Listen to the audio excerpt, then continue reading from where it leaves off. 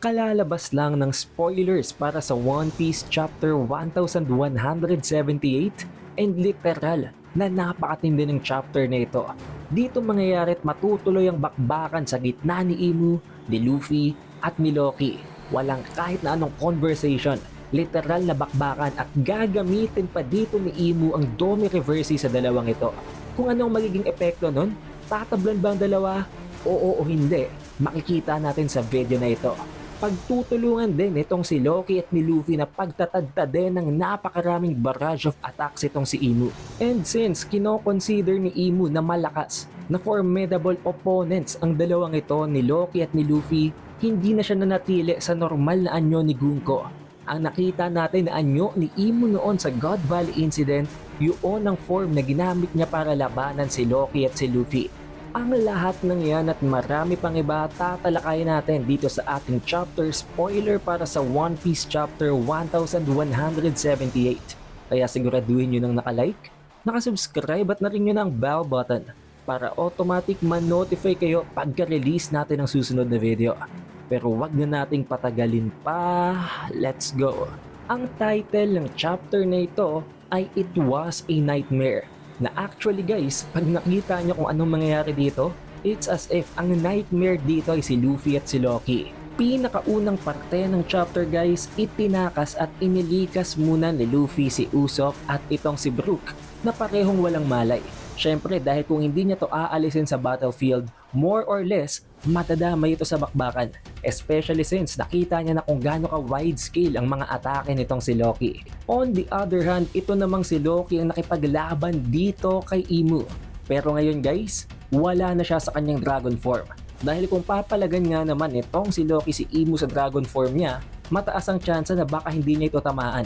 At kung alam niya na lethal din itong si Imu, magiging delikado yun para sa kanya dahil napakalaki niyang target. Therefore, bumalik itong si Loki sa kanyang normal giant form at sa kanya nilabanan itong si Imu habang inililikas nga ni Luffy ang kanyang mga crewmates. Pinagtatadtad daw nitong si Loki ng napakaraming barrage, napakaraming combinations itong si Imu. Pero walang kahit na isa sa mga ataking yon ang tumama sa kanya. Dahil nakita naman natin guys, nakakalipad si Imu at napakabilis ng movement speed niya sa katawan nitong si Gunko. Hindi naman nagtagal, bumalik itong si Luffy sa battlefield para tulungan itong si Loki. Syempre hindi naman niya pwedeng asahan na si Loki lang ang lalaban dito kay Imu. Sinigurado lang niya na ligtas ang kanyang mga crewmates. However, sa pagbalik nitong si Luffy dito nga sa pinaglalabanan ni Loki at nitong si Imu, nag-transform na itong si Imu guys. Nag-enter na siya ng kanyang form ng spider-looking monster na ginamit niya sa God Valley incident.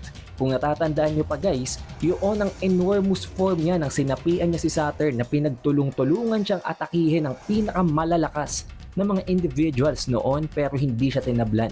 At ngayon guys, gamit ang form na yon, nakahanap siya ng opening dito kay Luffy at dito kay Loki. Natusok niya ang dalawang ito ng kaparehong tentacles na ginamit niya para tusukin noon si Rox. At napakadelikado nito guys dahil alam naman natin na isa ito sa in-speculate natin na conditions para magamit niyang Domi Reverse. And as expected, ginamit niyang Domi Reverse sa dalawang ito, kay Luffy at dito kay Loki. Pero ang nakakagulat, surprisingly, hindi tinabla ng dalawa. Hindi tumatalab ang pinakamadayang ability ni Imu dito kay Loki at kay Luffy, which means immune ng dalawang ito sa ability ni Imu na i-turn ang kanyang mga targets, ang kanyang mga kalaban. Kaya naman dito pa lang siguradong na-realize na ni Imu na nasa disadvantage na siya. Meron ng dalawang individuals na hindi tatabla ng kanyang pinaka-OP na ability.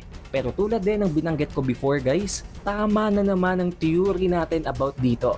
Ang theory natin na itong si Luffy at itong si Loki ay hindi tatabla ng Domi Reverse ni Imu.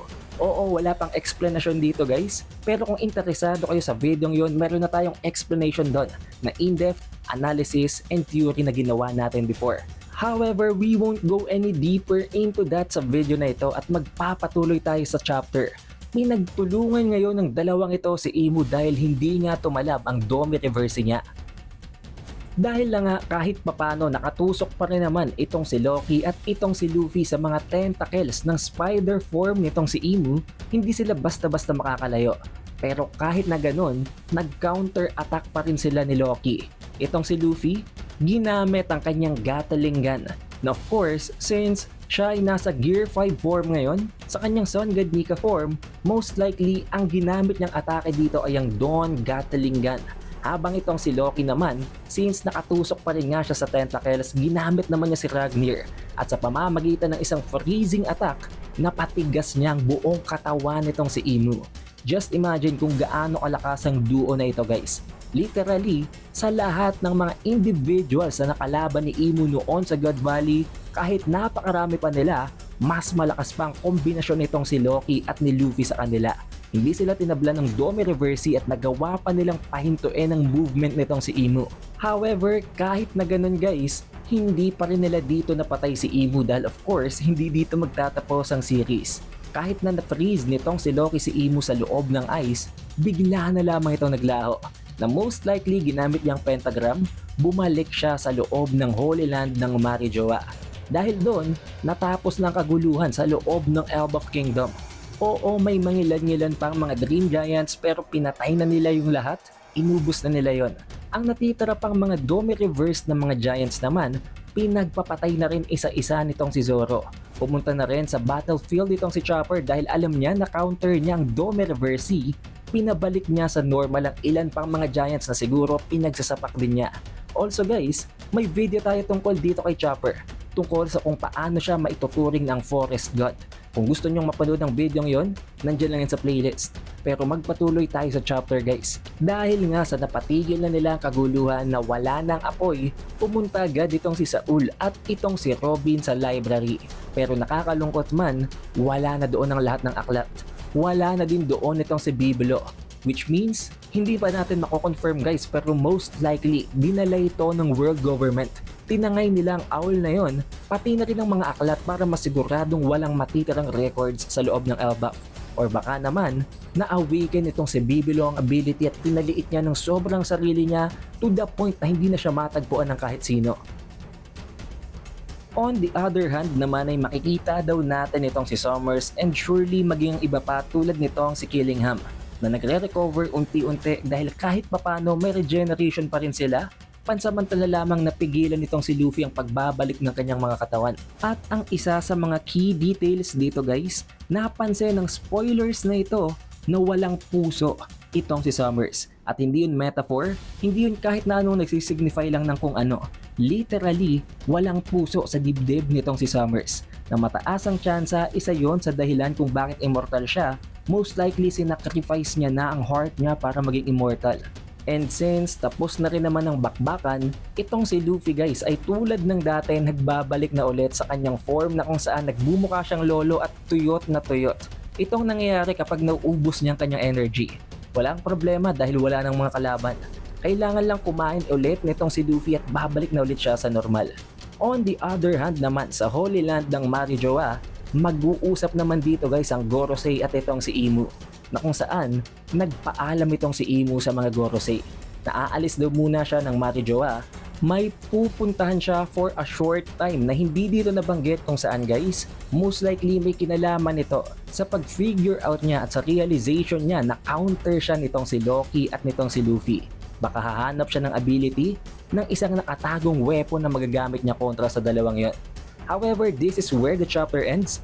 At good news guys, wala na namang chapter break next week. Kaya by this Friday, magkakaroon tayo ng full chapter review. At sa susunod na Tuesday, spoilers na naman tayo para sa chapter 1179. Tulad ng dati, para ma-notify kayo pagka-release natin ng video na yon, siguraduhin nyo lang na naka-like, naka-subscribe at na-ring nyo ng bell button. It is the Updated Weeb and I will see you guys on the next one.